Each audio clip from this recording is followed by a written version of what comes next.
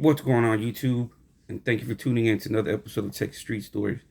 And if you haven't already subscribed, help your boy out and hit the subscribe button.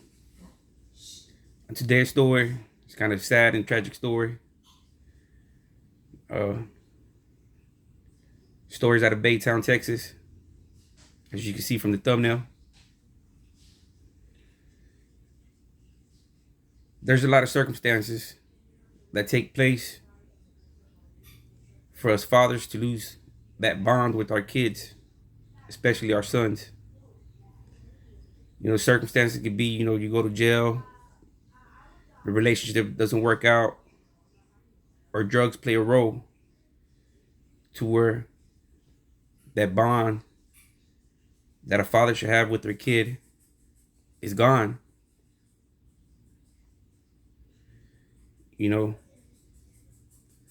Some fathers down the road reconnect with their kids.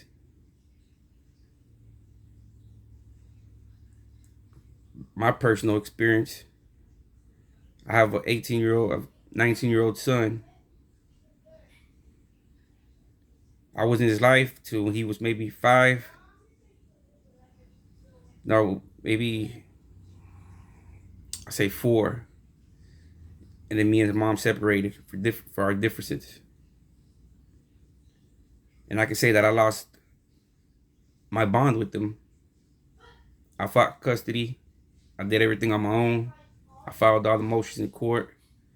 And I got custody of my kids when he was 10.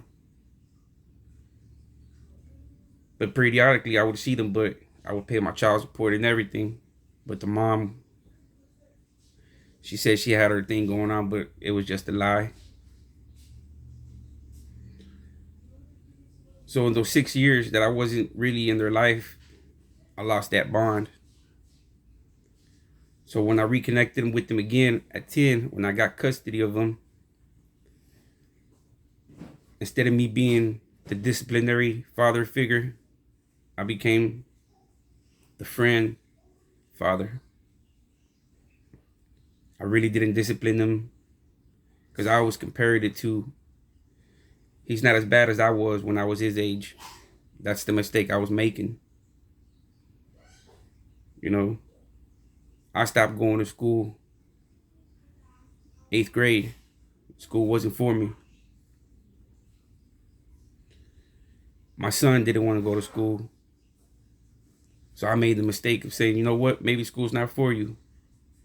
You keep on getting in trouble, we're going to take you out.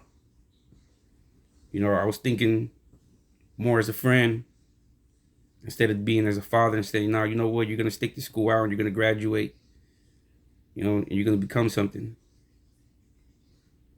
We lose that bond, to where when we reconnect with our kids down the road, it's hard, It's hard because you don't want to really discipline them, because they're going to be like, oh, where you been at, now you want to tell me, and it's true, so you become the friendly dad, and I think this is what happened in this story. Let's get into it. Like I said, it's out of Baytown, Texas. The guy's name's Emilio Dominguez. He's 36, out of Baytown. And his son, Eli Dominguez. For whatever reasons he thought were okay, he tried to connect and bond with his kid. He didn't try to take him out fishing. He didn't try to take him out work on the car. He didn't take him out to go do something positive. Instead, he sat there and he smoked some weed with them and gave him a fentanyl laced pill. I'm pretty sure the dad didn't mean to kill his son, but you should have known better than try to bond with your kid in that type of way. It's a sad story, the kid lost his life. When they try to bring the attention to the father that the kid wasn't looking too good, he was looking like he's about to pass out and barely breathing. Instead of doing the fatherly thing and said, damn, I fucked up. Let me call 911. Let's take him to the ER. Instead, he told his kid, sleep it off. You be all right. That's the mistake he made.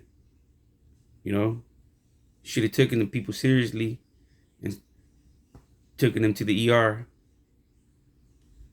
So when morning comes, the kid is deceased. You know, nobody was keeping an eye on him. Sad story, you know. But I'm pretty sure the dad didn't mean to do that, you know, but that was just his way of trying to reconnect with his kid.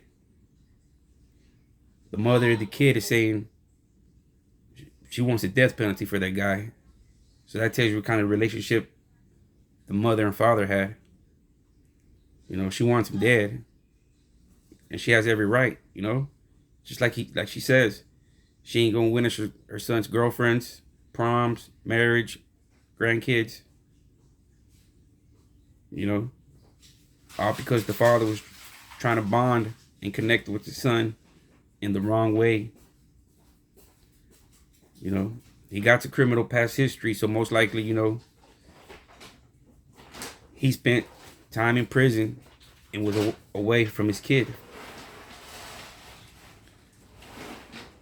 But I think there's better ways to reconnect with your kids. You know, you can take them out camping, fishing. If you're a handyman with your hands, you can take them out to repair electronics, you know, small engines. You know,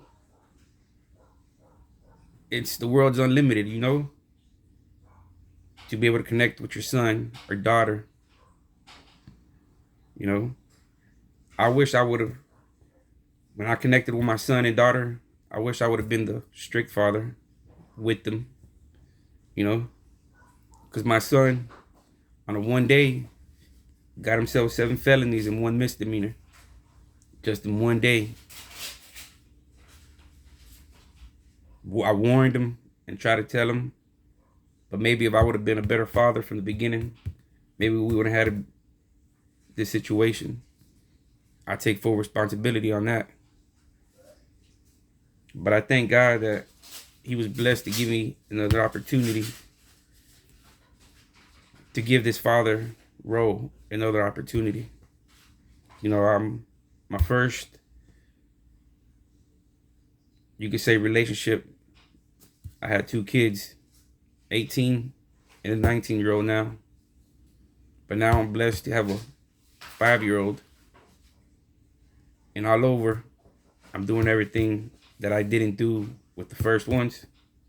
I'm trying to do it the right way with this one.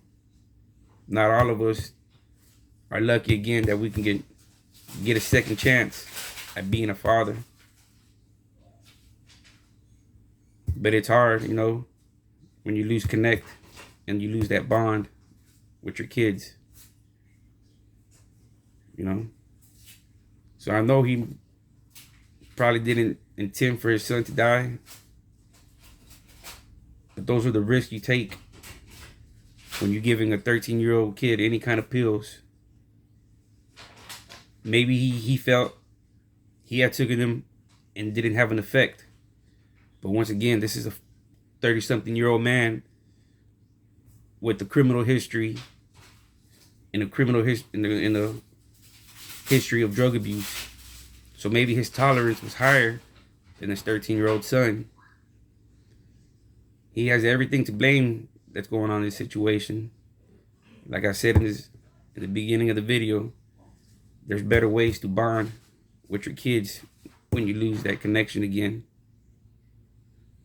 It's a sad story and a tragic story. Thank you for tuning in. And if you haven't already subscribed, hit that button.